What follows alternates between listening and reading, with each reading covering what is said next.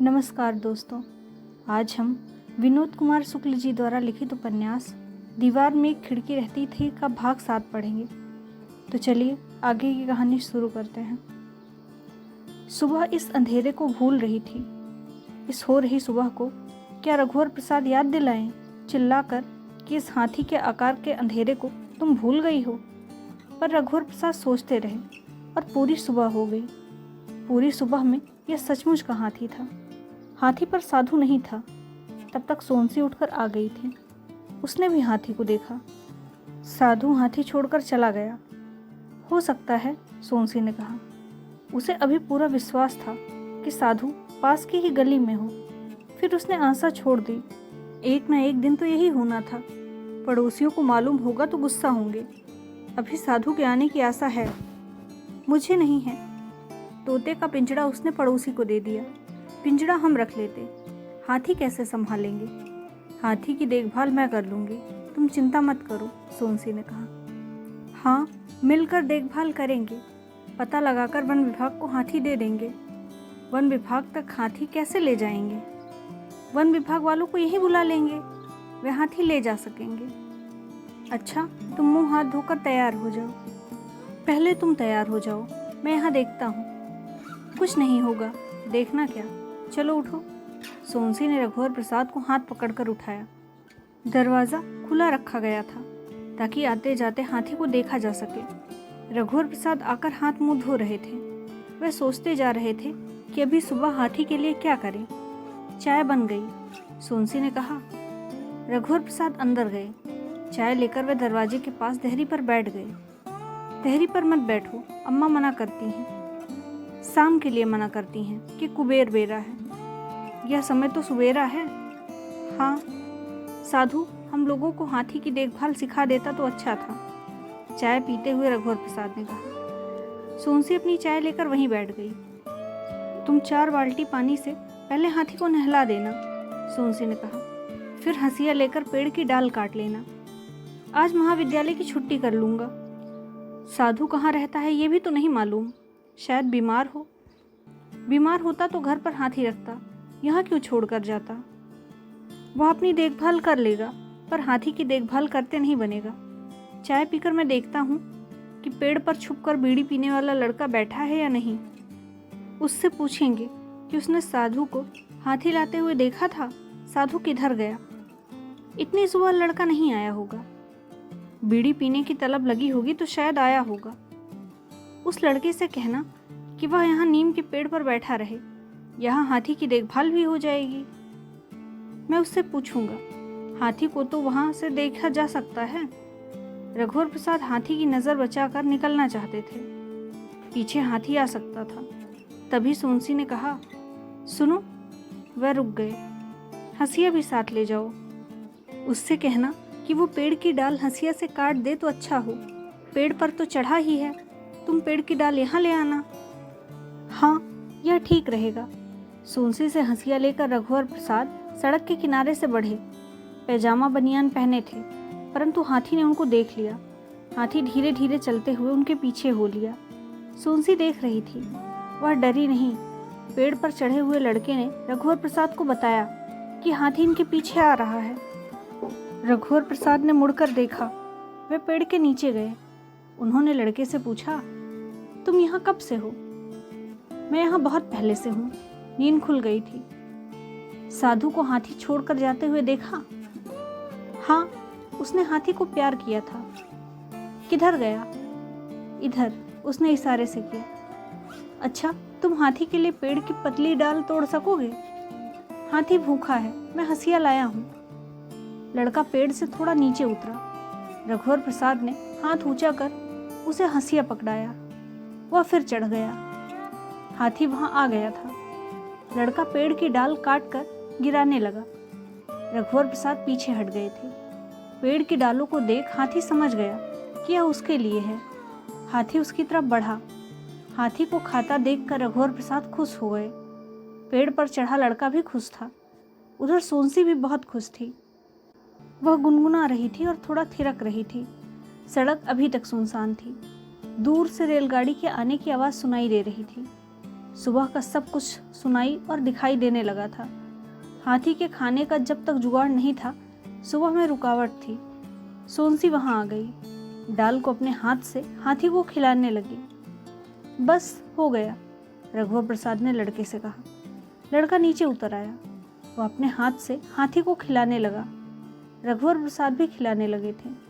सोनसी को घर का काम करना था तो वह लौट आई। रघुवर प्रसाद ने लड़के से पूछा था, तुम अभी पेड़ पर रहोगे ना? हाँ, पेड़ पर रहूंगा। हाथी के खाने के लिए अभी बहुत है। मैं जाऊं? उन्होंने लड़के से पूछा। हाँ, लड़के ने रघुवर प्रसाद को हंसिया लौटा दिया। घर आकर रघुवर प्रसाद फिर देहरी पर दरवाजे से टिककर बैठ गए। वे हाथी को आता हुआ देख रहे थे। सोनसी खाना बनाने की तैयारी कर रही थी। जाओ, तालाब से नहाकर आ जाओ। मैं कब की नहा चुकी हूँ।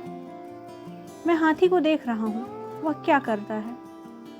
उसका पेट भर गया है, उसकी चिंता नहीं है।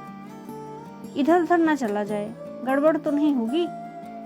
नहीं होगी, हाथी समझदार है। तुम टेम्पो से महाविद्यालय चले जाना। अच्छा, मैं नहा कर आता हूँ, हाथी का ध्यान रखना। हाँ, रखूंगी। रघुवर प्रसाद की चड्ढी बनियानी चारपाई पर रखी थी। कपड़े और अंगोछा भी लेकर वे खिड़की से कूद गए। गोबर से लिपी पगडंडी पर वे भागते जा रहे थे। जाते समय बूढ़ी अम्मा नहीं दिखाई दी। लौट रहे थे तब एक पेड़ के नीचे बैठी थी। बूढ़ी अम्मा, क्या कर रही हो? रघुवर प्रसाद ने पूछा। ठहर ठहर। बूढ़ी अम्मा ने भागते हुए रघुवर प्रसाद को रोका। बूढ़ी अम्मा के हाथ में ताज़ी पत्ती से बना एक दोना था।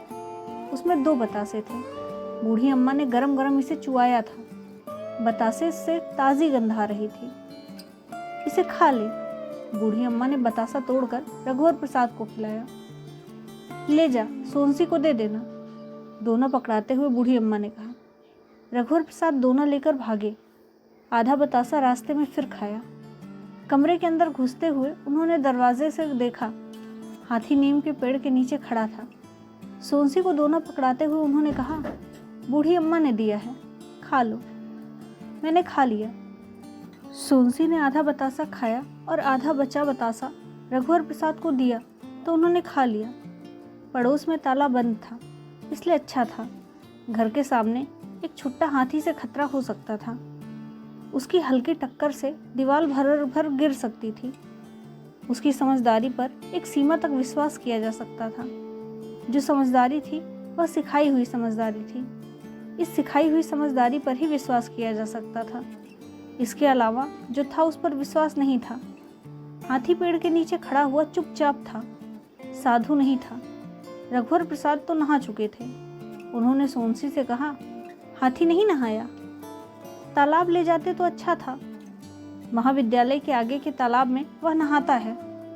उसका नहाने का मन हो रहा होगा। अपने मन से जाकर नहा क्यों नहीं लेता? हम उसे रोक तो नहीं रहे हैं, सोनसी ने कहा। यही खड़ा रहे तो अच्छा है, चला गया तो चिंता होगी। हाँ, महाविद्यालय की छुट्टी ले लेता हूँ। वैसे मैं हाथी की देखभाल कर लूँगी। तुमसे नहीं बनेगा। छुट्टी का आवेदन पत्र विभागाध्यक्ष को दे आता हूँ। वह नहीं मिले तो आवेदन पत्र देने महाविद्यालय जाना होगा। कैसे जाओगे? हाथी देखेगा तो वह पीछे आएगा।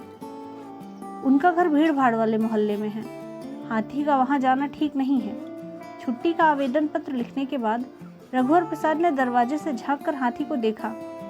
हाथी घर की तरफ नहीं देख रहा था।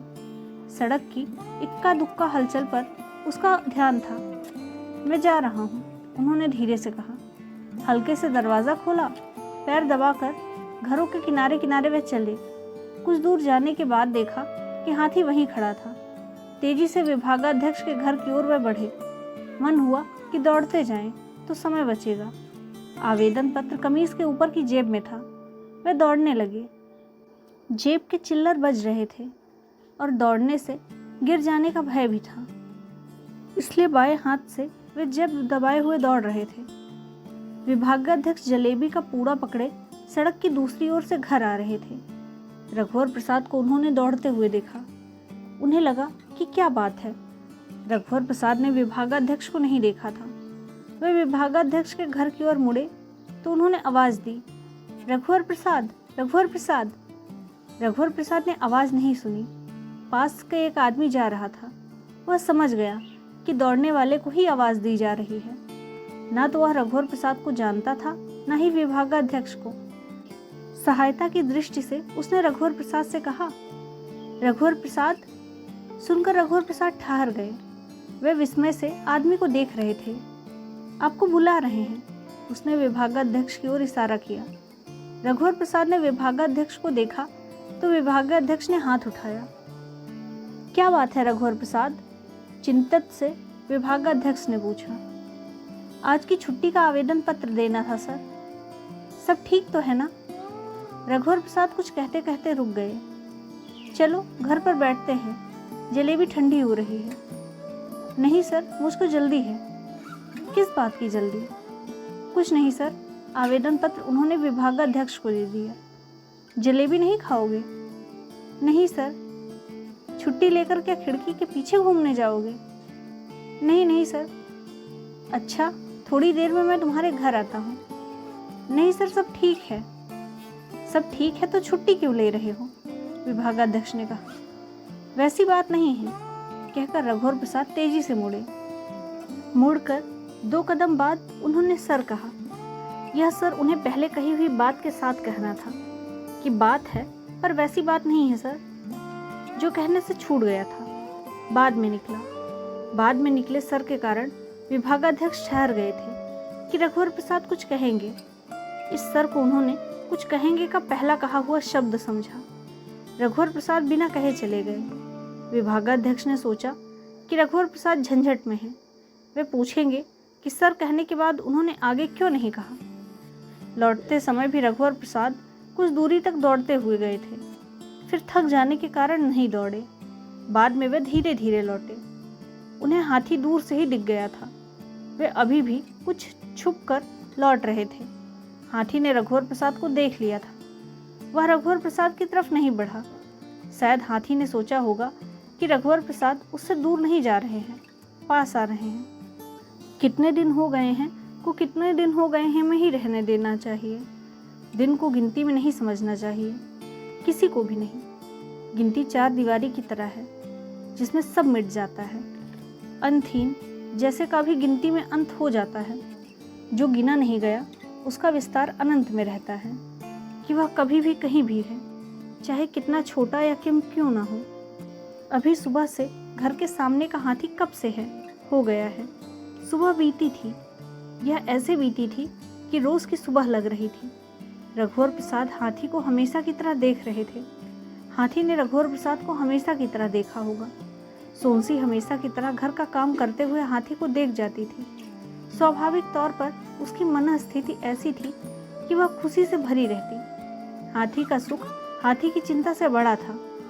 रघुवर प्रसाद घर के अंदर घुसे। उनके आते ही सोनसी ने कहा, खाना थोड़ी देर में बन जाएगा, पर मैं महाविद्यालय नहीं जाऊंगा।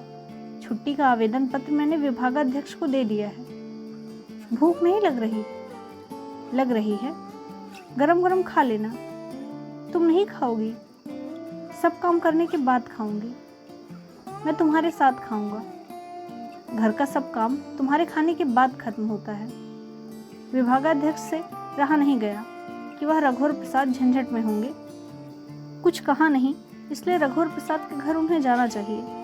महाविद्यालय जाते समय वे रघुवर प्रसाद के घर की ओर मुड़े। रघुवर प्रसाद के घर के सामने खड़ा हुआ हाथी उन्हें दिखा।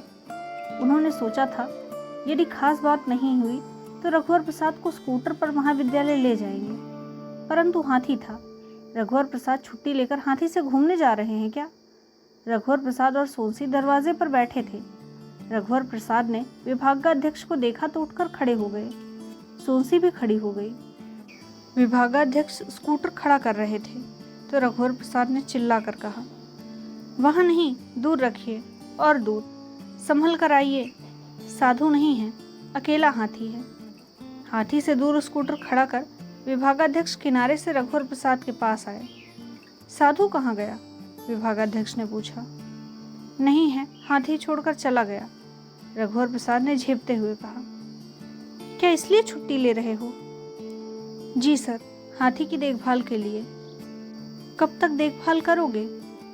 दो एक दिन बस, फिर जंगल विभाग को दे दूंगा। क्या मुझे पुलिस को खबर करनी चाहिए? आगे फौजदारी का मामला बन सकता है। हाथी तोड़ फोड़ करे, लोग तुम पर मुआवजे का मुकदमा दायर कर सकते हैं, झगड़ा कर सकते हैं, परंतु सोचो तो परेशानी है। भूल जाओ कि घर के सामने हाथी है। हाथी तुम्हारी जिम्मेदारी कैसे हो गई? सड़क पर पड़ा हुआ पत्थर जब जिम्मेदारी है कि उसे हटा देना चाहिए। यह तो हाथी है सर, मेरा परिचित हाथी, एक बड़ा जीव। कुछ न कुछ करना होगा। दो एक दिन देखूंगा कि साधु आ जाए। अच्छा ये बताओ, तुमने आवेदन पत्र देने के बाद जाते जाते सर कहा, कुछ और क्यों नहीं कहा और चले गए? बात यह है सर, पहले बात करते समय मैं आपको सर कहना भूल गया था। बाद में याद आया तो भूला हुआ अकेला सर निकला। मैंने सोचा कि आप पहले कहे हुए के साथ इसे जोड़ लेंगे। तुम तो कई बात कहना भूल जाते हो। दिन के आखिरी में यदि तुम 10 बार केवल सर सर कह दोगे तो मैं कहाँ तक उस सर को क्या क्या कहे के साथ में जोड़कर पूरा करता रहूँगा। अच्छा कल्पना करो, महाविद्यालय का समय समाप्त होने के बाद घर जाने के पहले तुम मेरे पास आए और 10-15 बार केवल सर सर कहकर चले गए। अब मैं घर जाना छोड़कर तुम्हारे सर का हिसाब लगाता बैठा रहूँगा। अगर तुमने आवश्यकता से अधिक बार सर कह दिया तो मैं उसे जमा रखूँगा कि आगे की भूल में हिसाब पूरा कर लूँगा। नहीं रघुवर प्रसाद, तुम मुझे सर कहना छोड़ दो। जी, रघुवर प्रसाद मुस्कुराए। सोनसी चाय लेकर आ गई। रघुवर प्रसाद ने बसी में सोनसी को अपने कप से चाय दी। हाथी से तुम महाविद्यालय नहीं जा सकते, मेरे साथ स्कूटर से चलो और हाथी भूल जाओ। मैंने अभी खाया नहीं।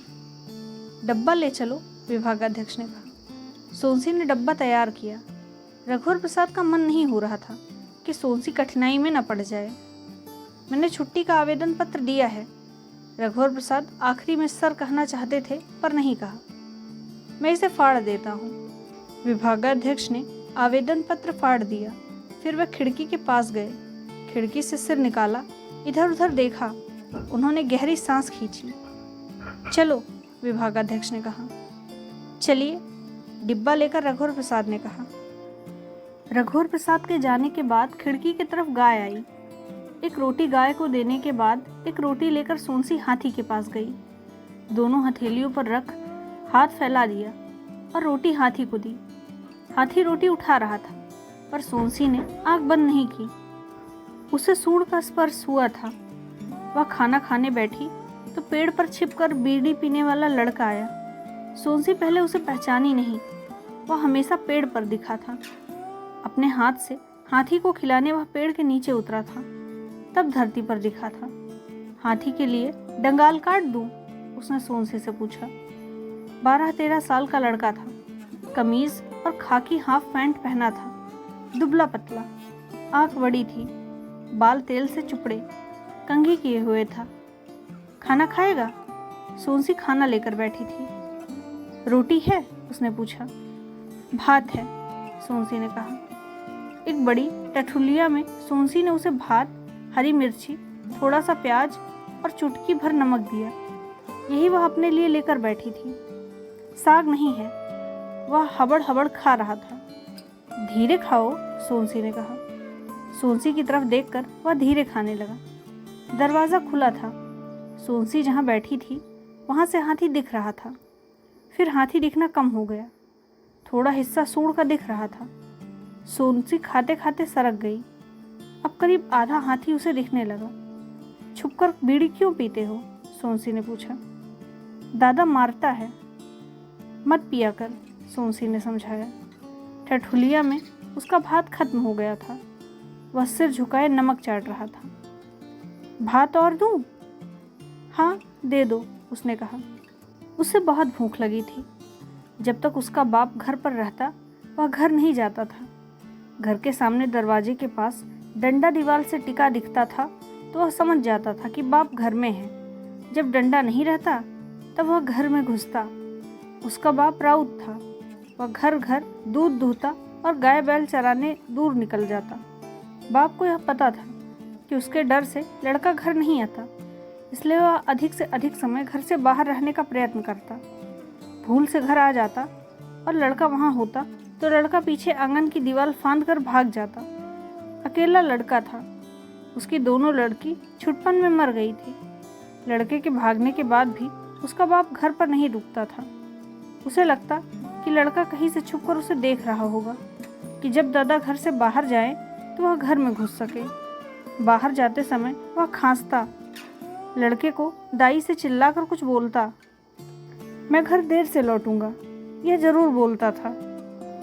वह अपने घर से बाहर निकलने को अधिक से अधिक जतलाता था कि लड़के को यह मालूम हो जाए कि वह जा रहा है और खेलने के ध्यान में उसके जाने को भूल न जाए। दरवाजे के पास वह डंडा जानबूझकर रखता था। इससे घर में उसका होना पहले से पता चलता था। लड़के के बीड़ी पीने से वह बहुत चिढ़ता था। उसकी दाई कि लड़का कभी भी घर आ जाएगा, घर से 20-20 दिन बाहर नहीं निकल पाती थी। वह जब तक घर के बाहर रहे डंडे को अंदर छुपा देती ताकि वो घर आ जाए। यदि वह पूछेगा कि दादा हैं तो वह कहेगी कि नहीं है। कुछ ऐसा हो जाए कि सब साथ घर में रहने लगे। सोनसी ने भाट डाला। और दूं? सिर हिलाकर उसने मना किया। तब भी सोनसी ने थोड़ा भात परोस दिया। सड़क के किनारे कुछ दूर गूलर का पेड़ था। कमीज के कॉलर में पीछे पीठ की तरफ हंसिया लटकाए वह पेड़ पर चढ़ गया। चढ़ने में यह आसान पेड़ था। इस पेड़ के बड़े खोखल को देखकर लड़के ने सोचा कि बीड़ी माचिस के अलावा भी कुछ छुपा कर रखा जा सकता है। यहाँ सड़क के आदमी की नज़र से वह बच सकता है। पहले का पेड़ अब गुप्त नहीं रह गया था। पेड़ बदलते रहना चाहिए। यह पेड़ घना था। इसका तना मोटा था, ऊंचा अधिक नहीं था। जब डालियां काट कर वह गिराने लगा तो सोनसी भी वहां पहुंच गई। डाल लेकर वहां हाथी तक जाना चाहती थी। भारी होने के कारण डाल घसीट कर जाने लगी। डाल के ज़मीन पर घिसटने से धूल उड़ रही थी। हाथी तक वह पहुंच नहीं पाई थी कि हाथी उसकी ओर आया। हाथी के लिए डाल छोड़ वह हट गई। हाथी गूलर की हरी हरी डाल चाव से खा रहा था। दादा आ रहा है, पेड़ के ऊपर से लड़के ने कहा। कहाँ है?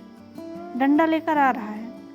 सोनसी ने देखा एक कमज़ोर दुबला पतला आदमी था। सिर पर अंगोछा बांधे था।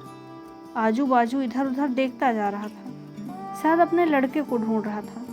मगर उसे मालूम होता कि उसका लड़का पेड़ों में बैठा रहता है तो वह पेड़ को देखता। ऐसे में गूलर में बैठा हुआ लड़का दिख जाता। सोनसी का मन हुआ कि उसे बतला दे, यहाँ गूलर के पेड़ पर उसका लड़का है। उसके हाथ में डंडा नहीं होता तो शायद बता देती। सोनसी को कई बार का देखा हुआ वह लग रहा था। सोनसी अपना फटा पोलका और सुई धागा लेकर आई थी कि गूलर के पेड़ के पास बैठकर पोलका सीती रहेगी और हाथी को देखती रहेगी। घर का दरवाज़ा उसने उड़का दिया था। अपने दादा को घर से दूर जाते देख लड़के का मन घर जाने को हो गया था। उसने पेड़ के ऊपर से कहा, हो गया, अब नहीं काटता।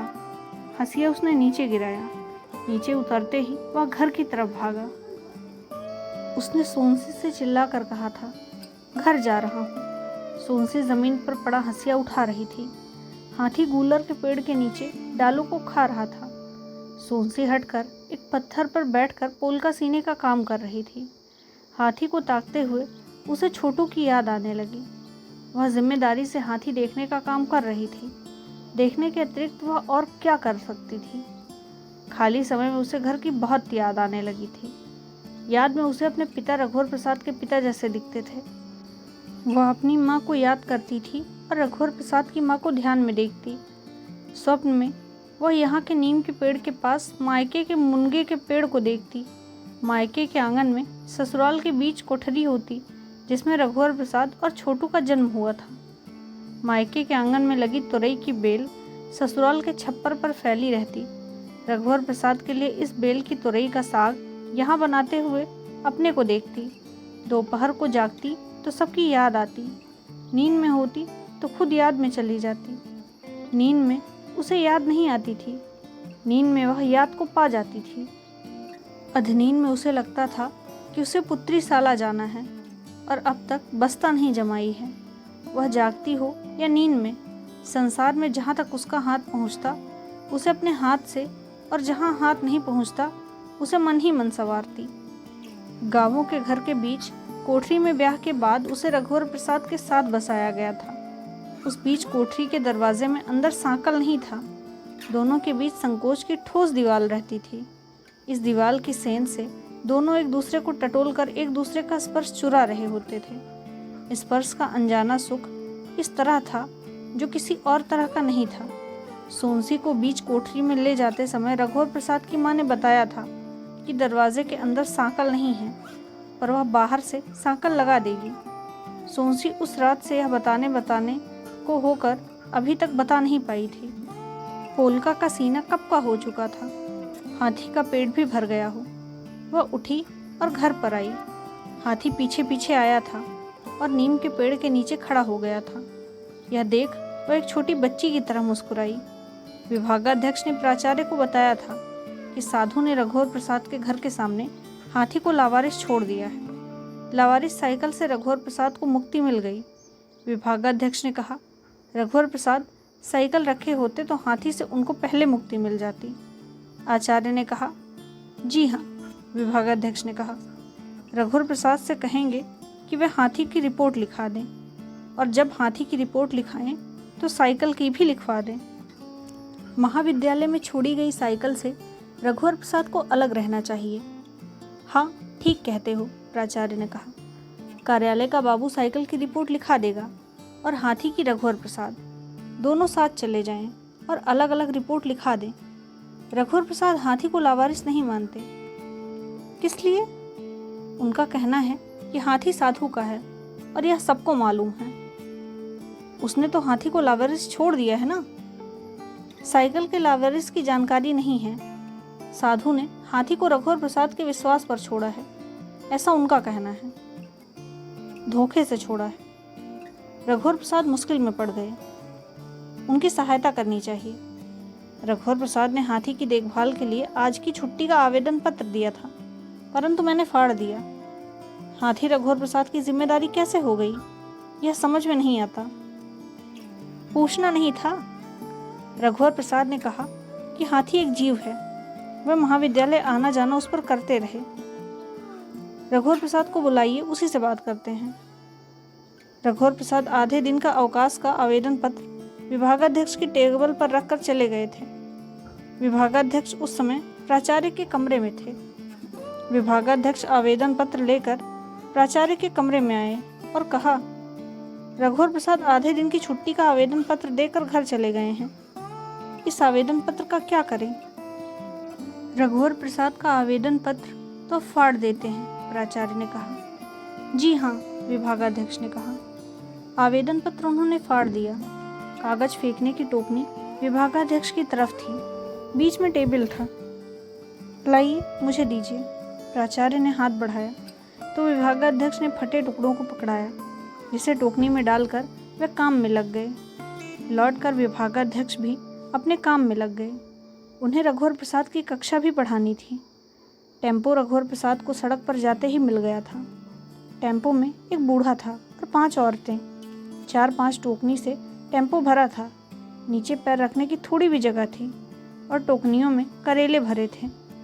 एक एल्यूमिनियम के डिब्बे में दूध था जो बूंद बूंद छलक जाता था। डिब्बा बूढ़े का था। घर जल्दी पहुंचना था, इसलिए रघुवर प्रसाद को टेम्पो में बैठना पड़ा। लौटते समय मिलने वाले दृश्यों की ओर उनका ध्यान कम जा रहा था। सिर्फ इतना ही ध्यान जाता था कि अब घर के समीप पहुंच रहे हैं। अभी हाथी के कारण बाहर उनका ध्यान नहीं था। इस ध्यान से वे टेम्पो से दोनों तरफ के दृश्यों को कठिनाई से देख पा रहे थे।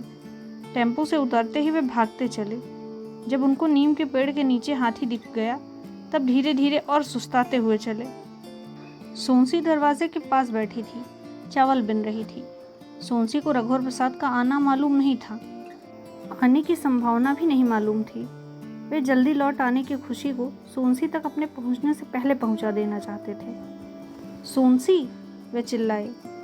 सोनसी, फिर चिल्लाए। सोनसी ने उनकी पहली पुकार को भी सुन लिया था। अप्रत्याशित खुशी में थाली लिए वह उठकर खड़ी हो गई। हाँ, क्षण भर रुककर उसने कहा, यह निर्णय लेने के लिए कि क्या वह रघुवर प्रसाद तक दौड़ पड़े, ठिठक गई थी। ठिठक जाने की देरी के कारण उसने हाँ कहा था कि उसके पहुंचने के पहले उसकी हाँ रघुवर प्रसाद तक पहुंच जाए। दोनों पड़ोसियों के घर में ताला बंद होने से आसपास उनका खुला हुआ एकांत था। हाथी ने भी रघुवर प्रसाद की आवाज़ सुनी होगी। तभी रघुवर प्रसाद की दृष्टि गली में पड़ी। गली में साधु एक आदमी का सहारा लिए हुए आता दिखा। रघुवर प्रसाद की आशा के विपरीत यह था। वह आश्चर्य से खड़े रह गए थे। सोनसी भी चावल की थाली लिए हुए उन तक आ गई थी। गली के सामने दोनों खड़े थे। साधु ने सोनसी को हाथ जोड़कर प्रणाम कहा। रात को जब आए थे तब तबीयत बहुत खराब थी। घर में चक्कर खाकर गिर पड़े, बेहोश पड़े रहे। हाथी की चिंता थी। इनके कहने से मैं हाथी को आकर देख जाता था और इनको बताता था कि हाथी ठीक है, चिंता की बात नहीं। साधु के आदमी ने कहा, हाथी को एक मुट्ठी चावल दे दूं? साधु ने सोनसी से पूछा। सोनसी ने थाली आगे बढ़ा दी। दे दो, रघुवर प्रसाद ने कहा। एक मुट्ठी चावल उठाकर साधु ने हाथी के मुंह में डाल दिया। अब तबीयत ठीक है? सोनसी ने पूछा। हाँ, सिर झुकाए हुए साधु ने कहा। साधु लज्जित था कि वह हाथी छोड़ जाने का अपराधी है। वह हाथी पर बैठकर जाने को हुआ। उसे जल्दी हाथी ले जाने की थी। चाय पी कर जाना, सोनसी ने कहा। चाय नुकसान करेगी, साधु के साथी ने कहा। सुस्ता लो, पानी पी लेना, रघुवर प्रसाद ने कहा। अब तबीयत अच्छी है, साधु ने कहा। साधु हाथी पर बैठकर चला गया। हाथी धीरे धीरे जा रहा था। साधु का साथी आदमी भी जाने को था। तब रघुवर प्रसाद ने पूछा, क्या आप साधु का इलाज करते हैं? नहीं, मेरे पिता वैद्य हैं। चाय पिएंगे? नहीं, चाय नुकसान करती है, यह कहकर वह चला गया। सोनसी और रघुवर प्रसाद धीरे धीरे घर जा रहे थे। 4 कदम की दूरी का बाहर पूरे बाहर को लौटा रहा था कि उनका घर आखिरी एकांत में था। कमरे में इतना सा एकांत इकट्ठा हो गया था कि कब से एक क्षण जमा किया गया हो पता ही नहीं था। इस एकांत को दोनों एक साथ पा लेना चाहते थे। वह अकेले का एकांत नहीं था, साथ का था। इसलिए कोई आगे नहीं जा रहा था, साथ जा रहे थे। रघुवर प्रसाद ने दरवाज़ा बंद किया, पर वे अंदर से साकल लगाना भूल गए। सोनसी को भी याद नहीं था। एकांत को पाने की जल्दी थी। यद्यपि रघुवर प्रसाद साकल लगाना भूल गए थे, पर दरवाज़ा उन्होंने ऐसे बंद किया था कि दरवाज़ा बंद हो जाए, घर समेत दूसरों से अदृश्य हो जाए। कमरे के अंदर की फूल की एक कली, इतने एकांत के एक क्षण को वह छोड़ना नहीं चाहते थे। उस बगीचे की सारी कलियों को चुन लेना चाहते थे कि सोनसी उनको गूंथे और वे सोनसी का श्रृंगार करें। कलियों को चुन लेना चाहते थे। रघुवर प्रसाद और सोनसी का समय पा रहे थे। सोनसी एक एक क्षण को गूंथती और रघुवर प्रसाद सोनसी के थोड़े थोड़े निर्वस्त्र शरीर को अलंकृत करते। सोनसी पूरी अलंकृत होकर निकली थी। रघुवर प्रसाद कुछ बोलने वाले थे, पर सोनसी उनको कल्प वृक्ष की तरह सुन रही थी। वृक्ष को सुनने में उसने वृक्ष की फुनगी को, एक एक पत्ते को, हरे फलों को सुना। एक हरे फल का उसने पकना सुना। उसने फल का मीठे होना सुना। एक पल को उसने कच्ची अमिया की तरह खट्टा सुना। फल के पकने के बाद उसने मंजरी को मादक सुना। वह बार बार फूल के खिलने और फल के पकने को सुन रही थी। सुनने का मेला लगा था। अपने शरीर के अंदर उसने वृक्ष की जड़ को सुना। आखिरी में उसने वृक्ष के बीज को सुना। सुनो, सोनसी ने कहा। क्या है? बीच कोठरी के दरवाजे में अंदर सांकल नहीं लगी है, सोनसी ने कहा। सुनकर रघुवर प्रसाद चौंक उठे। उन्होंने देखा दरवाजे में अंदर सांकल नहीं लगी थी। खिड़की खुली थी, खटिया की आड़ थी। रघुवर प्रसाद ने दरवाजे को अंदर से बंद किया। दोनों फिर लेट गए। लेटते ही रघुवर प्रसाद ने हाँ कहा। सोनसी के तब कहे का यह हाँ था। अम्मा ने पहले बता दिया था, कहा था वह बाहर से सांकल लगा देंगी। तुम मुझको बताई क्यों नहीं पहले? कैसे बताती? क्या तुमने झपाक की आवाज़ सुनी थी? सोनसी ने पूछा। पहले तालाब चुप था, फिर छपाक बोला था। तालाब ने मछली का उछलना कहा होगा, पर मुझको तालाब में परछाई पड़ने की लगातार आवाज़ आ रही थी। सोनसी अघाई हुई सी रघुवर प्रसाद के कान के पास करवट लेकर बोली, एक पक्षी तालाब के ऊपर उड़ रहा हूँ। नहीं, लगातार परछाई पड़ने की आवाज़। रघुवर प्रसाद सोचने लगे। तालाब के ऊपर ठहरा हुआ बादल होगा, उन्होंने कहा। नहीं। तो किनारे का पेड़ होगा? नहीं। धूप की परछाई होगी? नहीं। दिन के प्रकाश की परछाई होगी? वो भी नहीं। तालाब के अंदर से निकली हुई चट्टान की परछाई? नहीं। किनारे के पेड़ के घोंसले की, उसमें चिड़िया के अंडों, बच्चों की ची ची की परछाई की आवाज़? हाँ, हो सकता है। कमल के फूल की? हो सकता है, सोनसी ने धीरे से कहा। सोनसी के अंदर एक तालाब था, उसमें रघुवर प्रसाद की परछाई हो। ऐसे में उसे नींद आ गई। रघुवर प्रसाद भी कुछ और सोच पाते, वह भी सो गए। धीरे धीरे कमरे का उजाला कम हो रहा था। हो सकता है कमरे में तालाब की परछाइयाँ एक एक करके इसलिए उतर कर आ रही हों कि उनकी चर्चा क्यों बंद हो गई। इसलिए जब कमल की परछाई वहाँ आई तो कमल जैसा उजाला कम हुआ। तो फिर चिड़ियों के बच्चों की चिड़ियों के घोंसले में लौटने का बेरा था, इसलिए ची ची की आवाज़ बहुत थी। फिर पेड़ की, फिर सूर्य के डूबने के बाद गहरे हो रहे आकाश की। जब उनकी नींद खुली तो तालाब में चंद्रमा की परछाई पड़ी। शायद इस छपाक की आवाज़ से उनकी नींद खुली हो। बहुत देर हो गई, सोनसी ने उठते हुए कहा। गा गा में ऊ की मात्रा गुड़िया बहुत दिन से नहीं दिखी। दूसरे बच्चे भी नहीं दिखते। खटिया की आड़ हो गई थी। झांकने से हम लोग नहीं दिखते, इसलिए उन लोगों ने झांकना ही बंद कर दिया। मैं खटिया गिरा देती हूँ, कहकर सोनसी ने खटिया गिरा दी। जमीन से बिस्तर उठाकर खटिया पर डाल दिया। सुबह सोनसी पहले उठी थी। रघुवर प्रसाद सो रहे थे। सोनसी दीवार की तरफ थी। रघुवर प्रसाद के पैताने से वह खटिया से उतरी। खिड़की पर सोनसी की दृष्टि गई। एक सांवली छोटी बच्ची खड़ी थी। सोनसी ने उसे मुस्कुरा कर देखा। आते जाते उसने बच्ची के सिर पर हाथ फिराया। जब वह झाड़ू लगा रही थी तब उसने गा गा में ऊ की मात्रा गुड़िया सुना। सोनसी ने झांक कर देखा। गुड़िया सिलेट पट्टी लिए खिड़की के नीचे पीठ टिकाए हुए बैठी थी। सोनसी ने रघुवर प्रसाद को जगाया। उठो, गुड़िया आ गई है। आँख मलते हुए रघुवर प्रसाद उठे और सीधे खिड़की के पास गए। अलसाए झांक कर पूछा, बा में छोटे ऊ की मात्रा बुढ़िया? नहीं, गा में छोटे ऊ की मात्रा गुड़िया, गुड़िया ने जोर से कहा। रघुवर प्रसाद लोटे में पानी लेकर मुंह धोने बाहर चले गए। बाहर उन्होंने इधर उधर दूर तक देखा। उन्होंने ऊपर पेड़ों को और आकाश की ओर भी देखा। यह सब दिख जाने के बाद वे अतिरिक्त कुछ दिख जाने की आशंका से मुक्त थे। उन्होंने मुंह धोया। खाली लोटा दरवाजे के पास अंदर रख पेड़ के पास गए। इस दिनारंभ में बीड़ी पीने वाला लड़का वहाँ है या नहीं, वे उसकी उपस्थिति जांच लेना चाहते थे। जो दिख रहा था वह दिन के आरंभ की भर्ती थी। वे हाजिरी ले रहे थे। उन्होंने सूर्य कहा हो और कुछ चढ़ाए सूर्य ने उपस्थिति कहा हो। सूर्य के उपस्थित कहना रघुवर प्रसाद के ऊपर सुबह की धूप का पड़ना था। ऊपर सिरस के पेड़ को उन्होंने सिर उठाकर झांका। लड़का वहाँ नहीं था। वे लौटने लगे। तब सुना, मैं यही हूँ। रघुवर प्रसाद ने आसपास के पेड़ों को देखा। वहाँ नहीं, यहाँ। उन्हें लगा गूलर के पेड़ से पुकार रहा है। तब भी उन्होंने पूछा, कहाँ हो? गूलर के पेड़ में। रघुवर प्रसाद सड़क के नीचे उतरकर गूलर के पेड़ के पास गए। उस पेड़ में लड़का छिपा हुआ था। तुमने पेड़ बदल दिया? रघुवर प्रसाद ने ऐसे पूछा जैसे उसने अपनी बेंच बदल दी हो। हाँ, लड़के ने कहा। दिनारंभ को कक्षा में वे उपस्थिति ले रहे थे, पर यह सबको अपनी उपस्थिति देना भी तो जैसा था। पेड़ क्यों बदले? उन्होंने पूछा। यह वाला पेड़ अच्छा है, लड़के ने कहा। पहले में क्या खराबी थी? रघुवर प्रसाद ने इस प्रकार कहा कि ऐसे में तो नुकसान हो जाएगा। एक पेड़ का नुकसान हुआ ना। पेड़ सबको मालूम हो गया था, ऊंचा था।